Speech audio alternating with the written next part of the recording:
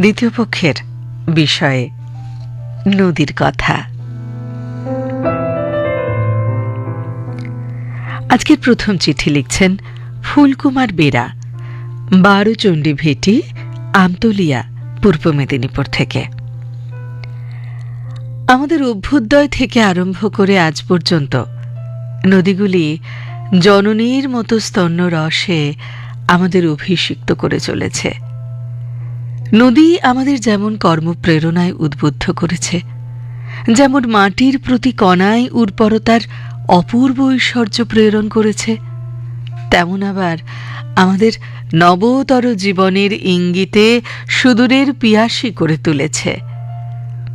নদীর নৈসর্গিক রূপের আয়নায় প্রতিভাত হয় তার অবিরাম ছুটে চলার মনোহর দৃশ্য। তার তীরে তীরে দাঁড়ালেই মনটা উদাস হয়ে যায়। নদীর জল তরঙ্গের নূপুরধ্বনিতে আমরা উদাসী পথিকের মতো আত্মবিস্মৃত হয়ে যাই। আমার এক আত্মীয় বাড়িতে গিয়ে সুবর্ণরেখা নদীর পাড়ে বসে দেখেছিলাম তার অপরূপ সৌন্দর্য। মনে অনুরণিত হয়েছিল এক নতুন অনুভব, যার সঙ্গে মিল আছে বহুতা জীবনের, নদী জীবনের।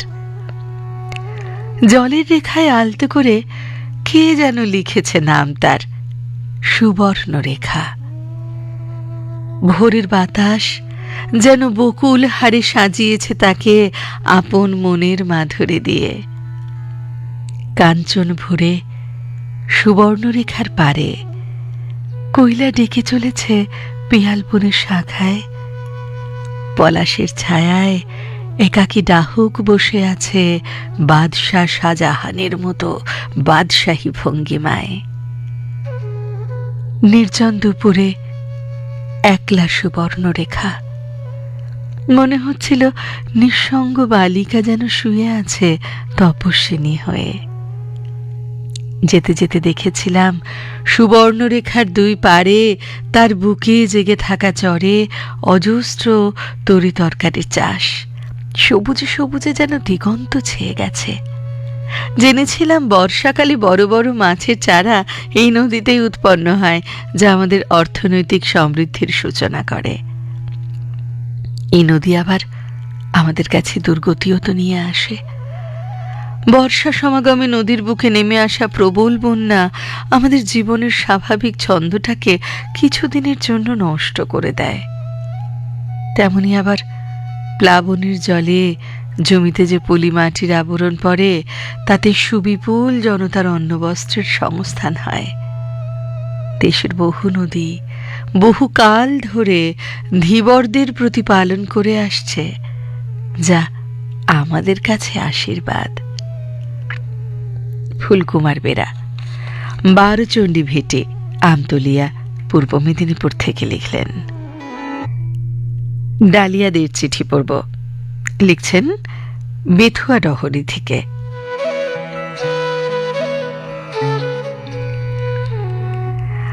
আমাদের ছোট নদী চলে আঁকে বাঁকে, বৈশাখ মাসে তার হাঁটু জল থাকে। পার হয়ে যায় গরু, পার হয় গাড়ি, দুই ধার উঁচু তার, ঢালু তার পাড়ি। আমাদের প্রাণীর কবি রবি ঠাকুর বাল্যবয়সে আমাদের মনে নদীর প্রতি এক অপ্রতিরোধ্য মোহ সৃষ্টি করে দেন। ইতিহাস পাঠে আমরা জানতে পারি প্রাচীনকাল থেকেই নদীর তীরে গড়ে উঠেছিল বড় বড় সব সভ্যতা। যেমন সিন্ধু নদকে কেন্দ্র করে গড়ে ওঠে সিন্ধু সভ্যতা, নীলনদকে কেন্দ্র করে গড়ে ওঠে মিশরীয় সভ্যতা, চীনের হোয়াংহো ইয়াংসেকিয়াং নদীকে কেন্দ্র করে গড়ে উঠেছিল চৈনিক সভ্যতা। এভাবেই অতি প্রাচীনকাল থেকে নদীর সঙ্গে আমাদের নিবিড় সম্পর্ক স্থাপন হয়ে যায়। অদ্বৈত মল্লবর্মণের সে বিখ্যাত উপন্যাস তিতাস একটি নদীর নাম। অদ্বৈত মল্লবর্মণ তার সেই উপন্যাসে আমাদের জানিয়ে দেন তিতাস কেবল একটি স্রোতময় নদী নয়, তার এই অঞ্চলের সৌভাগ্য ও দুর্ভাগ্যের প্রতীকও বটে। তিতাস পাড়ের মালও সমাজের সুখ দুঃখের জীবন চিত্র খুব দরদের সঙ্গে ফুটিয়ে তুলেছেন অদ্বৈত মল্লবর্মণ তার শক্তিশালী কর্মণে। মালও সমাজের জীবন প্রবাহ নদী প্রবাহের সঙ্গেই যেন এক সূত্রে জড়িয়ে আছে। এই নদীতে তাদের কেউ মাছ ধরে, কেউ কেউ খেয়া পারাপার করে। জীবন তাদের দিয়েছে সামান্য, কেড়ে নিয়েছে অনেক কিছু। শরদিন্দু বন্দ্যোপাধ্যায়ের তুঙ্গভদ্রার তীরে একটি নদীকেন্দ্রিক ঐতিহাসিক স্মৃতিকথা। দক্ষিণ ভারতের সুদূর দক্ষিণ প্রান্তে তুঙ্গ ও ভদ্রা এই দুই নদী আত্মপ্রকাশ করে পার্বত্য পথে কিছু দূর গিয়ে পরস্পর মিলিত হয়ে তুঙ্গভদ্রা নাম ধারণ করে। আরও কিছুটা পথ অতিক্রম করে সে সঙ্গিনী হিসেবে পায় কৃষ্ণা নদীকে।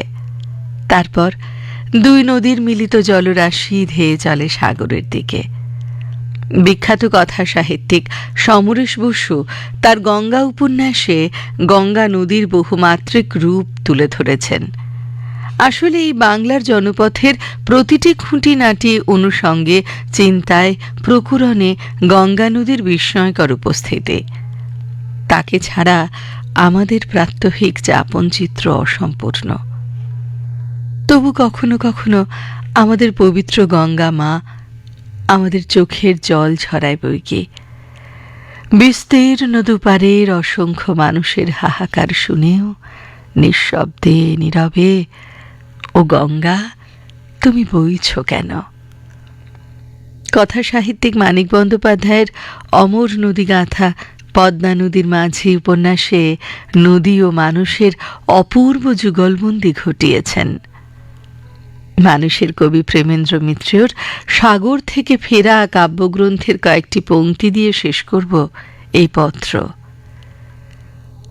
জীবনের সব মানে খোঁজা হয়ে গেলেও তখনও নদীরা থাকে, থাকে স্রোত, থাকে ঢেউ তীর, শুধু হৃদয়ের আর থাকে না তো কোনো ভার, কোনো দায়, কোনো বিষাদের। ডালিয়া দে লিখলেন বেথুয়া ডহরি থেকে।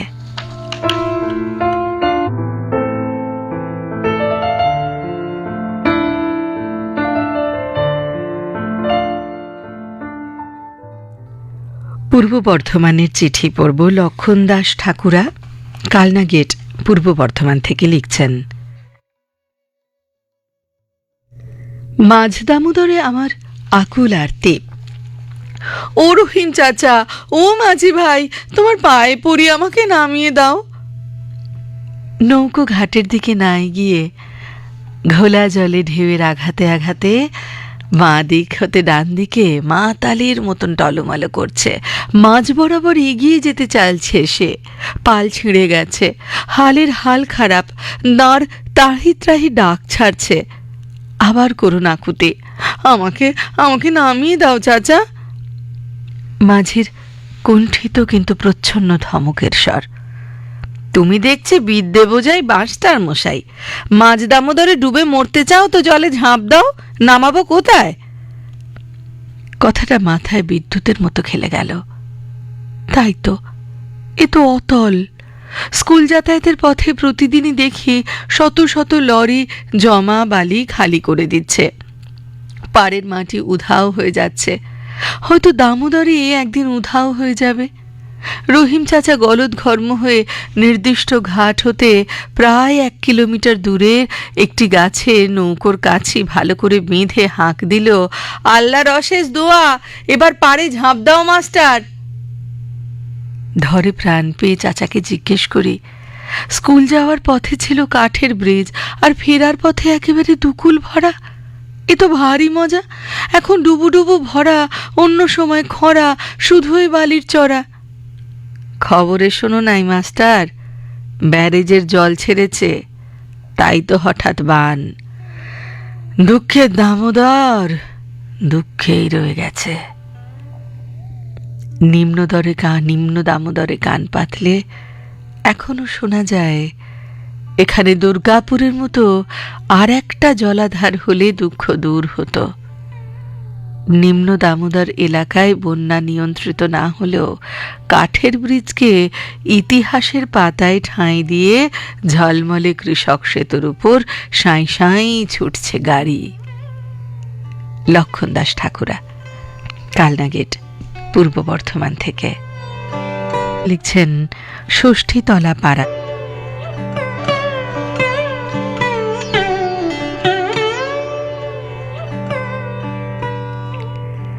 কাজল ভাদুরী চিঠি লিখছেন ষষ্ঠীতলা পাড়া, কৃষ্ণনগর, নদিয়া থেকে। জানো প্রিয় প্রাত্যহিকে, ছোট্টবেলা থেকে জলঙ্গি নদী, যাকে অতীতে খরে নদী বলা হতো, সে আমার মা, আমার প্রিয় বন্ধু, খেলার সাথে। মুর্শিদাবাদ জেলায় পদ্মা নদী থেকে উৎপন্ন হয়ে নদিয়া জেলার পলাশীপাড়া, তেহট্ট এবং কৃষ্ণনগরে আমার বাড়ির পাশ দিয়ে প্রবাহিত হয়ে ভাগীরথী নদীতে মিলিত হয়েছে। জলঙ্গি নদীর পার কবি, নাট্যকার দ্বিজেন্দ্রলাল রায় থেকে রবীন্দ্রনাথ ঠাকুর, কাজী নজরুল ইসলাম, সুভাষচন্দ্র বসু, এমন অনেক বড় বড় মনীষীর স্মৃতিধন্য আমার জলঙ্গি। শৈশব কৈশোরে কত খেলা করেছে নদীর সঙ্গে।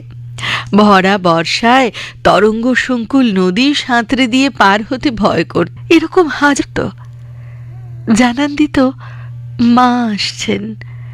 এরকম হাজার হাজার গল্প লুকিয়ে আছে আমার নদীর বুকে।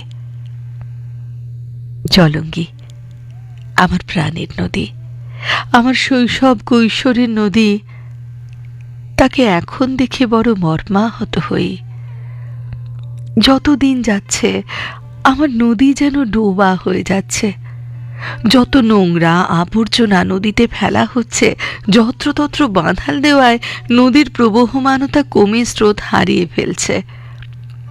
উপযুক্ত পরিকল্পনা ও তার ঠিক মতো প্রয়োগের অভাবে সুশীতল ও নির্মল জলধারা পরিণত হয়েছে নর্দমার জলধারায়। সে জল মাছেদের জন্ম ও বেড়ে ওঠার অন্তরায়। নদীর দুই পারের অগণিত মৎস্যজীবী সাধারণ মানুষের ব্যবহারের অনুপযুক্ত ক্রমশ। তবে আশার কথা হলো, কিছু মানুষ জলঙ্গি নদী সংস্কার করার বিষয়ে যথেষ্ট যত্নবান, উদ্যমী। বিশ্বাস রাখি একদিন এই নদীতে আবার জোয়ার আসবে। কাজল ভাদুরী, ষষ্ঠীতলা পাড়া, কৃষ্ণনগর, নদিয়া থেকে।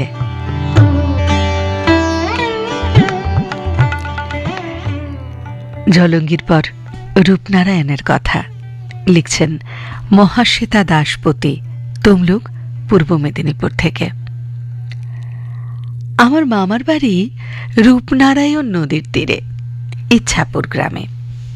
ছোটবেলায় মায়ের সঙ্গে বার কয়েক যাওয়া হতো। আমাদের খুব আনন্দ হতো রূপনারায়ণের এপারে এপার বরাবর ভ্যান রিক্সা করে যাওয়ার সময়। বিকেল পেরিয়ে সন্ধে নেমে আসত। সূর্যাস্তের সময় লাল সূর্যটা নদীর জলকে লালে লাল করে দিয়ে টুপ করে হারিয়ে যেত নদীর বুকে। মাছরাহারার ডিঙিগুলো দূরে দূরে নদীর জলে ভেসে বেড়াতো। ওই নৌকোগুলোতে একটা করে লণ্ঠন থাকত। সন্ধ্যা নেমে এলে সেই লণ্ঠনের আলো অনেক দূর থেকে দেখা যেত। পূর্ণিমা তিথি হলে তো কথাই নেই। জ্যোৎস্নার আলোয় ভেসে যেত পৃথিবী, চাঁদের প্রতিবিম্ব নদীর জলে, জলের রং হয়ে যেত রূপলি। একটু দূরে একটা ঘাট ছিল, সেখানে মাঝিরা মাছ ধরার শেষে নৌকো নিয়ে ফিরে আসতো মাছ বিক্রি করার জন্য। রাত চড়া পাখিরা থেকে থেকে চিৎকার করে উঠত। মামা বাড়িতে থাকার সময় মামাদের সঙ্গে স্নান করতে যেতাম নদীতে। মামারা সাঁতার কেটে অনেক দূর চলে যেত। ভয় বুক দূর দূর করত, মামাদের যদি ভাসিয়ে নিয়ে যায়। ওদের স্নানের শেষে আমাকে কোলে নিয়ে নদীতে কয়েকটা ডুব দিয়ে আনতো। বিকেলবেলায় ছোট ভাই বোন মামা মাসির সঙ্গে নদীর পাড়ে বসে নৌকো গুনতাম। মনে মনে কত ছবি যে আঁকতাম তার ঠিক ঠিকানা নেই। কখনো কখনো মাঝিরা পাড়ে নৌকো ঠেকিয়ে ওদের ধরা মাছ বিক্রি করত। নাম না জানা নানান ধরনের মাছের মাঝে বর্ষার রূপলি ইলিশও থাকত। সেসব নদীর মাছের স্বাদ আজও মুখে লেগে আছে। নদীর ঠান্ডা হাওয়ায় শরীর জড়িয়ে যেত। শরৎকালে কাশফুলে ভরে যেত নদী ধার। সন্ধেবেলা গোছা গোছা কাশফুল তুলে বাড়ি ফিরতাম। রূপনারায়ণের কথা লিখলেন মহাশ্বেতা দাসপতি, তমলুক, পূর্ব মেদিনীপুর থেকে। রাজু দাস বৈরাগ্যর চিঠি লিখছেন করিমপুর, নদিয়া জেলা থেকে। তোমার এতদিন পর আমার কথা মনে পড়ল বন্ধু প্রাত্যহিকে। তবে তুমি যখন শুনতে চাইছো আমার কথা, আমি তোমায় প্রাণ উজাড় করে যতটুকু পারি সুখ দুঃখের কথা আজ তোমায় শোনাবো বন্ধু। আমায় নিয়ে যে কত গান, কবিতা, নাটক, প্রবন্ধ, উপন্যাস লেখা হয়েছে সে কথা তোমার অজানা নয়। এই যেমন হুমায়ুন আহমেদের বিখ্যাত চরিত্র হিমু, তার একটি কাল্পনিক নদী আছে ময়ূরাক্ষী। ছোট্ট একটি নদী, তার পানি কাচের মতো স্বচ্ছ, নিচে বালিগুলো পর্যন্ত স্পষ্ট দেখা যায়। নদীর দুধারে সবুজ ঘাসগুলি কি নরম, কি কোমল। ওপারে বিশাল এক ছায়াময় পুকুর গাছ, গাছের ডালে একটি পাখি ডাকছে, আর সে ডাকে মিশানো আছে কান্না। এ তো গেল উপন্যাসের কথা, কিন্তু আমার কান্না পৃথিবীর কেউ কি কখনো শুনতে পায়? আমারই বুক চিরে যখন কেউ যায় রে বন্ধু বাড়ি, নাও বাইয়া উজানে, কেউ শাখা ভাঙ্গা সিঁদুর ধুইয়া ফিরে ভাটির টানে। এত জানে, এত জানে নদী, তবু কথা বলে না। তোমরা তাই ভাবো, কিন্তু সত্যি কি তাই? বন্ধু প্রাত্যহিকী, যখন গভীর রাতে মাঝি ভাই তার একা মনে আমার বুকে দাঁড় বাইতে বাইতে ভাটিয়ালি সুর তোলে, নাইয়া রে সুজন নাইয়া, আমি নদীর কুল পাইলাম না। গাইতে গাইতে মাঝি ভাইয়ের দুগাল বেয়ে অশ্রু বন্যির ঝরে পড়ে আমার বুকে। তখন আমিও সইতে পারি না বন্ধু, কিন্তু আমার কান্না তো কেউ বোঝে না। আমি যে ওদের মা, এক মনে কেঁদে চলি ছলাচ্ছল ছলাচ্ছল ছলাচ্ছল। কিন্তু বন্ধু প্রাত্যহিকী, মা হয়েছি বলেই আমি এতদিন সহ্য করে এসেছি, কিন্তু আমি যে আর পারছি না। আমারই সন্তান সম পৃথিবীর মানুষেরা আমার বুকে অকথ্য অত্যাচার করে চলেছে। নোংরা ফেলে, প্লাস্টিক ফেলে আমার গলা টিপে মেরে ফেলতে চাইছে। তোমায় হাত জোর করে বলছি প্রাত্যহিকী, তুমি পৃথিবীর সকল মানুষকে একটিবার, শুধু একটিবার বলো, আমিও বাঁচতে চাই, তোমাদের সুখে হাসতে চাই, আর তোমাদের কান্নায় কাঁদতে চাই। ছলাচ্ছল ছলাচ্ছল ছলাচ্ছল।